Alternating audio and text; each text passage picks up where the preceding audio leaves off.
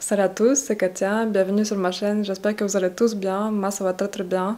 Comme vous pouvez voir dans le titre, on a déménagé, donc vous me voyez dans un nouveau décor, dans mon nouvel appartement à Sofia. J'ai pas encore trouvé d'endroit attribué pour filmer mes vidéos, mais en tout cas aujourd'hui pour une première vidéo ça ira comme ça sur le canapé.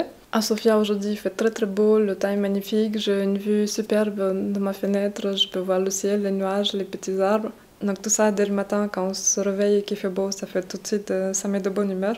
Et justement, dans cette vidéo, j'avais envie de vous raconter un petit peu mes premières impressions de la ville, de nouveaux pays, qu'est-ce que je pense de Sofia, de Bulgarie, et plus particulièrement de Sofia parce que c'est là où on habite. Ça fait tout juste un mois qu'on est ici, donc on n'a pas vraiment eu beaucoup de temps pour vraiment s'imprégner de la culture bulgare, pour vraiment comprendre comment est l'ambiance ici, mais en tout cas, on a déjà une première impression et qui est déjà bien installée. Je m'accompagne bien sûr de ma petite tasse de thé vert japonais que j'ai eu le bonheur de trouver ici, parce qu'au début, quand je suis arrivée, je croyais que la Bulgarie, vu que c'est beaucoup le côté, il y a beaucoup l'alphabet cyrillique, je me suis dit c'est les gens qui sont proches des Russes, et je me suis dit que j'allais trouver plein de thé partout, mais en fait, c'est pas vraiment le cas, parce qu'ils adorent plutôt le café, les Bulgares, ils boivent plutôt le café que le thé. Mais j'ai quand même trouvé la bonne boutique de thé, et c'était une bonne surprise parce que c'était du thé bio. Et donc, je suis très très bien contente de pouvoir déguster ma petite tasse de thé vert japonais ici. Et donc, je disais, ça fait un mois qu'on est arrivé ici. Et entre-temps, on était déjà parti en vacances voir la famille. On est rentré. Juste avant ça, on s'était aventuré aussi en Roumanie, dans la ville qui s'appelle Timișoara. Donc, ça, c'est encore une autre histoire que je vous raconterai peut-être plus tard. Ça faisait 4 ans qu'on habitait à Budapest, en Hongrie. Donc, on a commencé un peu à faire le tour de cette vie à l'hongroise.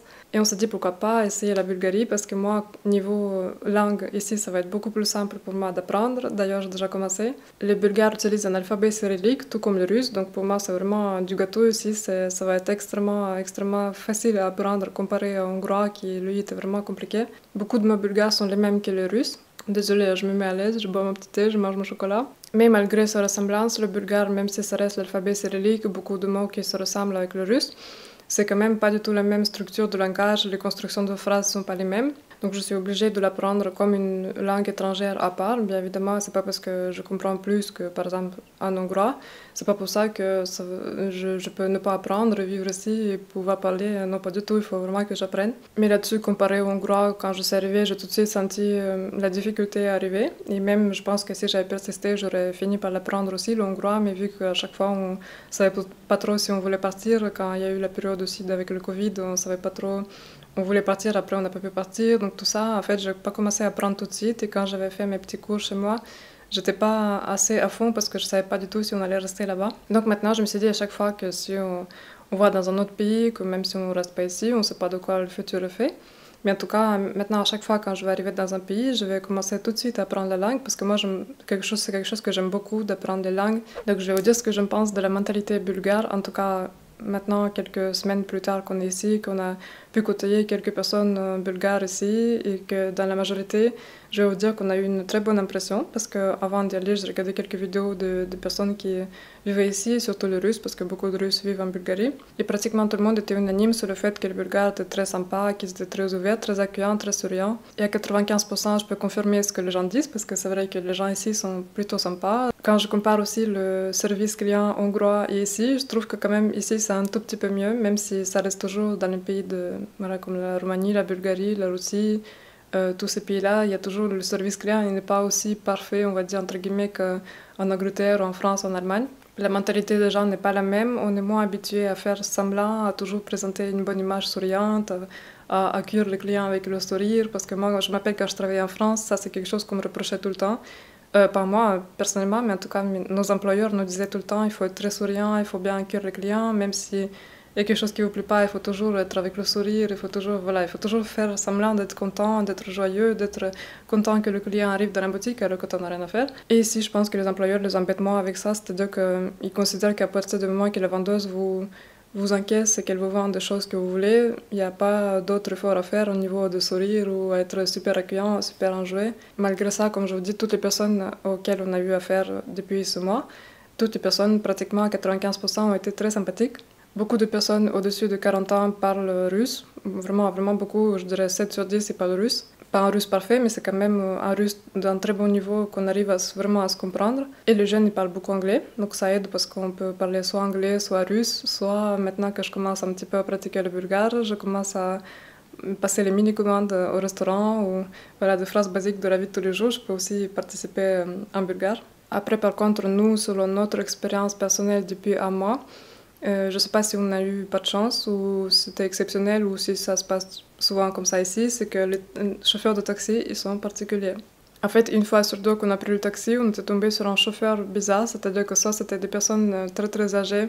À un moment, on a pris, parce qu'on avait 3 grosses valises, on a pris un taxi qui était censé être un taxi qui transporte beaucoup plus de bagages qu'un taxi normal. Vous savez, quand vous passez par l'application, vous pouvez choisir cette option de taxi qui vous propose une voiture plus volumineuse pour transporter plus de bagages, donc on a payé ça exprès.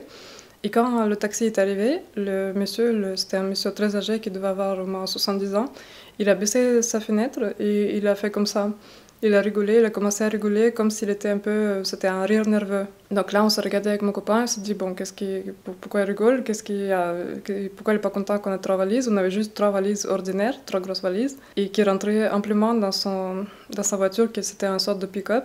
Mais en tout cas, c'était une personne vraiment très, très, très âgée qui se déplaçait à peine et qui était vraiment très spéciale. En même temps, ça fait de la peine parce qu'on se dit, c'est des personnes âgées qui sont obligées de travailler comme ça, qui parfois peut-être même sont censées porter les bagages lourds alors qu'ils sont déjà dans un âge où ils ont un état de santé qui ne suit pas. On a eu un autre chauffeur de taxi qui n'arrêtait pas de râler aussi tout le long du trajet, on ne sait pas pourquoi, il était de mauvaise humeur. Un autre chauffeur de taxi qui roulait comme un fou dans les rues, c'était le premier soir quand on arrivait, qu'on rentrait de l'aéroport au centre-ville. Le chauffeur de taxi était tellement pressé parce qu'il avait un autre client derrière qui l'attendait. Donc il était extrêmement pressé de se débarrasser de nous. Il roulait comme un fou. Bon, après, bien sûr, les autres ils étaient très sympas, ils étaient très gentils, il n'y a pas de problème. Mais quand même, je voulais vous raconter ces petites anecdotes parce que c'est vrai qu'en Hongrie, à Budapest, on n'avait jamais eu le cas à un tel comportement de la part de chauffeur de taxi. Ici, l'ambiance est complètement différente de Budapest. C'est vraiment un autre pays, une autre culture, tout est différent, la mentalité des gens est différente, l'ambiance dans la ville est différente. Je vais vous parler aussi de la ville, dans les villes que j'ai bien aimées au premier abord et d'autres que j'ai pas aimées. C'est sûr que la ville de Sofia n'est pas aussi jolie en termes des immeubles, de construction. À Budapest, c'était vraiment magnifique, c'était vraiment quelque chose de... Il y avait beaucoup d'immeubles, même dans les rues, partout dans le centre-ville, vous avez que des rues avec des immeubles, plein d'immeubles qui ont plein d'histoires, qui c'était vraiment... très bien fait, c'est des choses historiques très jolies. Tandis qu'ici, qu'il y a très peu de bâtiments comme ça, c'est plutôt des immeubles soviétiques ou des constructions très simples. Et quand avant d'y aller, on a regardé quelques rues sur Google Maps, ça donnait vraiment un côté, surtout si vous tombez sur les images qui datent d'hiver ou d'automne, quand il n'y a pas d'arbres, ça donne un effet un petit peu, même entre guillemets, glauque, parce que ça fait vraiment quelque chose de gris avec des constructions soviétiques un peu grises comme ça, donc ça peut faire peur, ça peut donner une impression de se dire que la ville n'est pas très jolie. Et le premier jour quand on est arrivé, parce qu'on est arrivé très tard dans la nuit, donc après on a dormi, et le lendemain matin quand on allait se balader en ville, on a été très très agréablement surpris par la beauté de la ville, par l'ambiance qui règne dans la ville. Et je trouve que cette ambiance, c'est grâce aux arbres qui sont magnifiques ici, qui sont très grands et qui sont partout. Dans chaque rue, vous avez plein d'arbres, énormément d'arbres. Moi, j'ai jamais vu ça dans une capitale, en tout cas de là où j'étais passée. Ça ressemble pas à une capitale. On a l'impression d'être dans un petit village qui est très mignon, très douillet, très... Les gens sont tranquilles, calmes. Il y a que des... C'est comme un quartier résidentiel, mais sans le côté glauque. Ici, les arbres, ils les laissent dans les rues telles qu'ils sont. Ils ne les taillent pas, ils ne les coupent pas, ils les laissent vraiment prendre la forme qu'ils prennent et ça fait vraiment majestueux, joli, c'est magnifique. Moi, j'adore les arbres et je trouve que dans la ville, c'est ça qui fait tout le charme. Après, on va voir ce que ça donne l'automne et l'hiver. L'automne, je pense que ça va être très joli avec les couleurs orangées, jaunes. Mais en tout cas, l'été, c'est vraiment magnifique et je préfère 1000 fois ce côté un peu plus nature, un peu plus sauvage ici, qui est par exemple ce qu'il y avait à Budapest, qui était une très jolie ville, mais que je trouve manquait de verdure comparé ici parce que je trouve vraiment que Sofia est une ville très, très, très verte. À Budapest, c'était très joli quand on est dans les parcs, les espaces verts, c'était vraiment magnifique. Ici, non seulement il y a des grands parcs, oui, parce que ça, je n'ai pas encore dit ça, mais ici, il y a des grands parcs énormes. À l'intérieur, il y a carrément des forêts dans ces parcs, c'est vraiment de vraies forêts en plein centre-ville. Sinon, à part ça, je peux vous dire aussi que dans la ville, le soir, quand la nuit tombe, il y a très peu d'éclairage dans certaines rues. Il y a des rues où il y a vraiment carrément presque pas d'éclairage et que s'il n'y avait pas de vitrines de magasins au rez-de-chaussée, on verrait strictement rien parce qu'il fait vraiment nuit noire et des fois les lampadaires sont pas là. Donc ça c'est quelque chose qui peut étonner, c'est quelque chose qui nous a étonné aussi. C'est vrai qu'à Budapest il n'y avait pas ce côté-là, toutes les rues étaient très éclairées même en pleine nuit, alors qu'ici voilà, l'éclairage n'est pas aussi présent et n'est pas aussi fort que dans d'autres villes. Certaines rues aussi, en plein centre-ville même, qui sont mal entretenues au niveau des trottoirs. C'est-à-dire que vous avez des trottoirs qui sont complètement cabossés, où il y a des trous dans les trottoirs. Ça, malheureusement, c'est vrai que ça, c'est un point que si vous n'avez pas l'habitude de ça, ça va vous surprendre les premiers jours. Vous allez avoir du mal un peu à vous habituer à tout le temps devoir regarder sous vos pieds, parce que sinon, on peut très vite se casser une jambe. Il faut faire attention, parce que c'est vrai que c'est pas un tout droit et c'est pas tout entretenu. Mais malgré ça, je trouve que la ville, globalement, elle est très propre et elle est pas... Je m'attendais vraiment parce que les gens ont beaucoup d'a priori quand ils parlent de la Bulgarie, vu que c'est le pays le plus pauvre d'Europe. C'est vrai que si les infrastructures, oui, c'est peut-être pas aussi parfait, c'est aussi pas aussi... Comment vous dire, pas aussi modernisé que dans d'autres capitales, dans d'autres villes, mais vraiment, globalement, la ville, je trouve qu'elle est très propre. Il y a pas... C'est pas quelque chose qu'on s'attend à voir un truc bizarre ou... C'est juste que c'est pas aussi moderne et c'est pas... Le gouvernement, je pense, ils mettent pas autant d'argent dans l'entretien des rues qu'ailleurs. Ils laissent un petit peu les rues dans leur état, on va dire, sauvage, c'est-à-dire que les arbres ils poussent comme ils poussent. Ça me rappelle vraiment mon enfance quand j'étais au sud de la Russie, c'était un peu comme ça. C'est-à-dire que c'était un sentiment, vous avez un sentiment ici de grandeur, un peu d'évasion. C'est très vaste, il y a des rues, je sais pas comment vous expliquer, en même temps vous avez des petites ruelles mignonnes avec des pavés, avec des arbres. En même temps on se sent dans un village du sud, en même temps on sent qu'on est un peu libre, on sent qu'il y a comme un état de liberté aussi qu'on sentait beaucoup à Budapest, je trouve, mais et qu'ici on le ressent encore beaucoup plus. Par exemple, là où il y a aussi le Alexandre Nevsky, la cathédrale d'Alexandre Nevsky, c'est magnifique aussi parce que c'est très grandiose. Je trouve que aussi le Palais national, en centre-ville, vous avez beaucoup de places, des endroits comme ça où c'est très vaste, c'est très spacieux. Et comme une sorte de grandeur soviétique, je sais pas comment vous dire, on sent un peu une présence soviétique ancienne ici. Niveau climat aussi, niveau ensoleillement, ici c'est vraiment pas mal. L'ensoleillement est un peu plus présent qu'à Budapest, même si à Budapest c'est déjà vraiment bien. Il y a 1 heure de décalage avec la France, ici c'est 1 heure plus tard qu'en France. J'ai aussi remarqué que cet été on n'a pas eu de grosses, énormes chaleurs comme on a pu voir en Europe quand il y avait des pics de chaleur, là, quand c'était vraiment étouffant. Ici il n'y a pas eu ça, je trouve qu'ici c'était très supportable et je sais pas pourquoi parce que le soir, en fait, le temps se rafraîchit, le sens, vu que je pense que c'est entouré de montagnes. Ah oui, ça aussi, j'ai oublié de vous dire qu'il y a les montagnes, c'est très joli quand on se balade en centre-ville ou même un peu partout. On voit les montagnes presque de tous les côtés parce qu'on dirait que la ville est entourée de montagnes. Ça, c'est quelque chose que j'aime beaucoup aussi parce que j'avais vécu à Grenoble à l'époque et j'aimais beaucoup ce côté montagne qu'on pouvait voir de notre balcon. Je trouvais ça très joli. Et donc, les soirs, les températures se rafraîchissent toujours, c'est-à-dire qu'il n'y a pas... J'ai pas l'impression de suffoquer ici, comme on a eu l'impression, par exemple, cet été, on était parti en vacances, on était passé en France. Et c'est vrai que je trouve que les chaleurs étaient vraiment à la limite de supportable. Niveau coût de la vie aussi, bien sûr, ici c'est un peu plus abordable, vu que c'est le pays le plus pauvre d'Europe. C'est aussi le pays où je pense les prix sont les plus bas d'Europe. Aujourd'hui, à mon avis, il n'y a aucun autre pays où vous pouvez vous permettre d'avoir un loyer aussi bas qu'ici, même si ça commence à se rattraper par rapport à d'autres pays. Je pense avec l'inflation, ça va venir au même niveau. Mais en tout cas, ici, pour l'instant, c'est vraiment un petit peu en dessous qu'à Budapest. Et les prix, par exemple, pour une location, c'est un petit peu moins cher quand même qu'ailleurs. Niveau nourriture, alimentation, je trouve c'est pareil parce que franchement, pour avoir vécu à Budapest et en comparant Budapest à ici, je trouve c'est à peu près les mêmes prix. Dans les sites, quand vous faites des comparaisons, ils vous disent que c'est moins cher, le prix de la nourriture est moins cher ici, mais c'est sûr que si vous achetez que les choses locales, que les produits locaux, qui sont pas bio, qui sont... Souvent, ils comparent, vous savez, les paquets de pâtes produits en Bulgarie, ou les choses comme ça qui sont très basiques et qui sont pas forcément toujours bonnes pour la santé. Si vous mangez les choses basiques comme ça, oui, vous allez payer moins cher. Mais si vous mangez des produits de qualité, si vous achetez beaucoup bio, que vous aimez les produits, la viande de qualité, le poisson, les œufs, tout ça, ça coûte le même prix qu'en France ou le même prix qu'ailleurs. Niveau choix de la nourriture, on n'a pas encore tout pu voir en un mois, bien évidemment, mais je vois qu'ils ont beaucoup de viande, beaucoup de choix de viande. Comparé à Budapest, je trouve qu'il y a beaucoup plus de choix de viande, beaucoup plus de choix de produits laitiers. Il y a énormément de produits laitiers ici que je retrouve qu'il n'y avait pas à Budapest. Après, il ne faut pas s'attendre à la nourriture gastronomique comme on peut avoir en France ou je sais pas, en Italie. C'est sûr qu'ici, ce n'est pas l'endroit pour ça. Mais il y a aussi de très bons restaurants qui vraiment... Parce qu'il y a une influence turque, il y a vraiment beaucoup de restaurants turcs ou... Comment ça s'appelle là? Grec, oui, grec. Il y a des restaurants turcs, grecs qui sont très bons, la viande est très bonne. Sinon, niveau infrastructure, tout ce qui est de services qu'on peut avoir un peu partout en Europe, c'est la même chose, c'est-à-dire que vous pouvez avoir tout ce que vous voulez. Depuis qu'on est arrivé ici, j'ai pas eu l'impression de manquer quelque chose que j'avais à Budapest qu'il n'y a pas ici. Attendez, j'ai réfléchi, je crois pas. y a pas quelque chose que je me suis dit, oh non, c'est pas possible, pourquoi ils ont pas ça.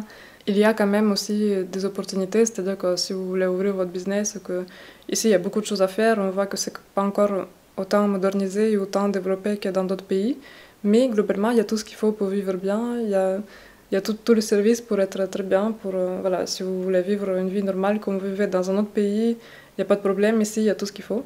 Comme je vous dis, cette vidéo c'est vraiment une première impression, peut-être que dans quelques mois je vais changer mon avis, il y a des choses que je vais certainement apercevoir, que je vais me dire ça c'est pas pareil, c'est quelque chose qui me manque, mais en tout cas aujourd'hui, en un mois, après avoir vécu un mois ici, je vois pas quelque chose de catastrophique ou je vois pas quelque chose de vraiment qui me ferait très peur. Je retrouve surtout ici une ambiance qui se rapproche à l'ambiance russe, comparée en Hongrie où il n'y avait pas trop ce côté russe.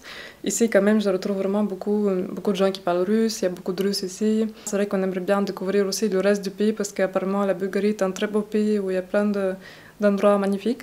Pour l'instant, je suis très contente, je retrouve une sorte de douceur de vivre. Il y a des gens, je trouve, qui sont moins stressés, ils courent moins, la vie est un peu plus détendue. On sent qu'on est un peu plus au sud. On sent que les gens sont un peu plus simples, ils sont moins dans le calcul, c'est-à-dire que s'ils sont de mauvaise humeur, ils ne vont pas vous sourire pour faire style tout va bien. Par exemple, s'ils ne sont pas contents, ils vont vous le dire. Je trouve que voilà, il y a ce côté, les gens sont un peu plus vrais. Mais bien sûr, ça c'est très global. Dans tous les pays, les gens sont différents et on n'a pas tous la même perception de personnalité. Mais globalement, je trouve qu'il y a une ambiance très bonne ici. En tout cas, je le sens bien. Et surtout, le fait que je puisse très vite apprendre la langue, que je fais mes petits cours tous les jours, j'écoute beaucoup, je lis. Et rien que le fait de lire et de pouvoir tout comprendre, parce que quand je lis maintenant, je comprends 95% de ce que je lis avec les cours que je fais, puisque l'alphabet est le même et beaucoup de mots qui se rapprochent. Donc pour moi, c'est un énorme avantage. Et je me rends compte bien sûr que pour les Français, ça ne doit pas être le même cas parce que quand on ne connaît pas l'alphabet cyrillique, déjà, ça paraît insurmontable de devoir apprendre ça, mais je pense que tout est possible. Avec le déménagement, j'avais pas trop le goût de refaire les vidéos parce que j'avais besoin de retrouver mes marques. C'est vrai que le déménagement, je trouve, ça fait toujours, surtout un déménagement dans un pays différent, ça casse un petit peu la routine et ça, je trouve qu'il faut le temps pour se réadapter aux nouvelles choses. Moi, je suis comme ça, quand j'arrive dans un nouvel endroit, j'ai besoin de temps pour me sentir chez moi. Même encore aujourd'hui, dans mon appartement, je ne me sens pas encore comme si c'était chez moi parce que, voilà, déjà d'une, c'est une location et en plus, il me faut vraiment, je pense, plusieurs semaines, même voire plusieurs mois pour pouvoir me dire, ça y est, ça, c'est chez moi. Le fait de changer de pays aussi, ça casse nos habitudes alimentaires parce que forcément, on ne peut pas toujours se nourrir comme on veut. On n'a pas l'habitude de produits qu'il y a ici, qu'on avait l'habitude de manger ailleurs. Il y a toujours des petites surprises dans l'appartement ou même dans la vie quand on fait des démarches de la vie quotidienne. Il y a toujours des fois des surprises bonnes ou mauvaises. Voilà, et parfois on a tendance à un peu se remettre en question avec tout ça. Voilà donc ma petite première vidéo en Bulgarie. Je voulais beaucoup remercier les personnes qui m'écrivent des commentaires et qui me laissent vraiment de gentils commentaires. Je suis vraiment consciente de la chance que j'ai de pouvoir avoir des personnes qui me laissent de gentils commentaires comme ça. Voilà, donc je vous remercie vraiment beaucoup pour vos commentaires, pour vos likes et pour vos abonnements parce que ça m'encourage énormément à continuer. Je vous fais de très gros bisous et je vous dis à très bientôt dans ma prochaine vidéo. Salut!